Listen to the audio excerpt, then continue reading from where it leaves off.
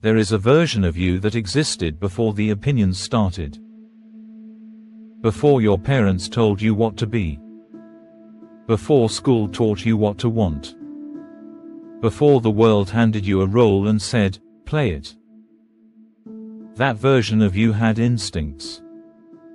Raw ones. Unfiltered ones. He knew what felt true and what felt like a lie.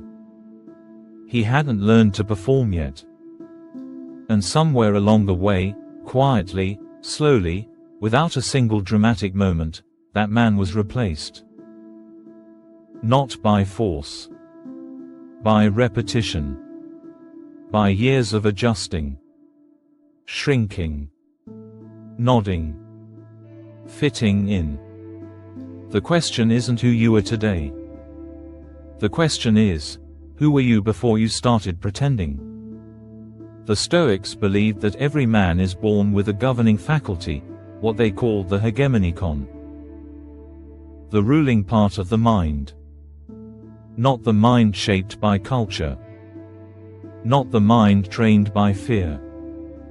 The mind that, when left undisturbed, knows what is right, what is real, and what matters.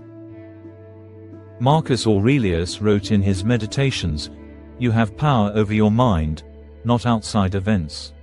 Realize this, and you will find strength." But here is what most men miss about that line. Before you can have power over your mind, you need to know whose mind you're actually operating with. Is it yours? Or is it a collection of other people's voices, other people's fears, other people's definitions of success, wearing your face? Most men never ask the question. And that silence, that avoidance, is where the slow erosion begins. Think about how identity actually forms. You didn't choose your name.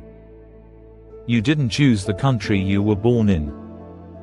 You didn't choose your first religion, your first language, or your first idea of what a man should look like. All of that was handed to you. And as a child, that's not a problem, it's a necessity. You need a structure to think from. A framework to understand the world. But something goes wrong for most men. The framework never gets questioned. They grow up, and the values they were given, they just carry them forward. Not because they examined them and found them true, but because questioning them felt dangerous, felt disloyal, felt like a threat to belonging. And belonging, for a human being, can feel more urgent than truth. So the mask goes on. Not suddenly. It builds. Layer by layer. The boy who loved drawing learns that drawing isn't serious. So he stops.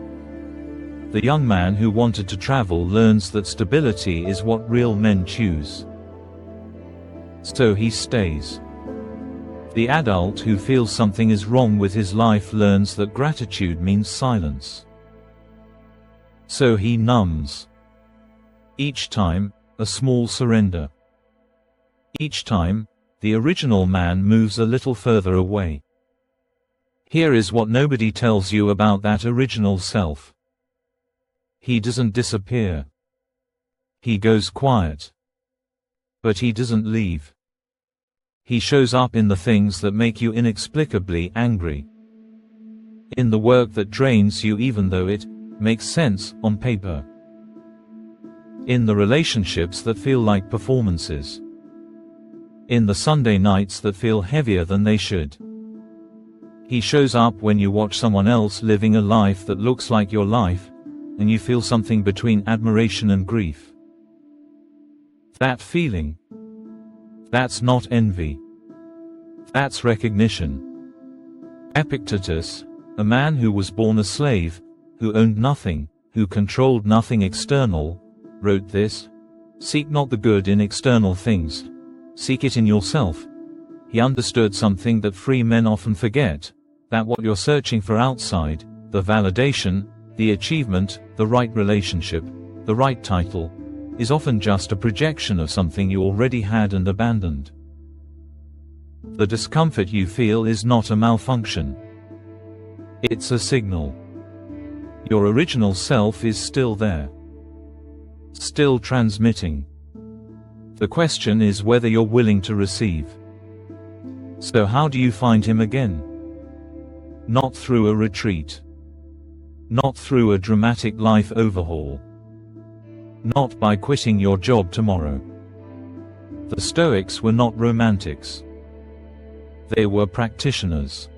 The path back to yourself is built through small, deliberate acts of honesty. First, examine what you actually value, not what you say you value. Most men claim to value freedom, depth, authenticity. But look at their calendar. Look at how they spend their Sundays.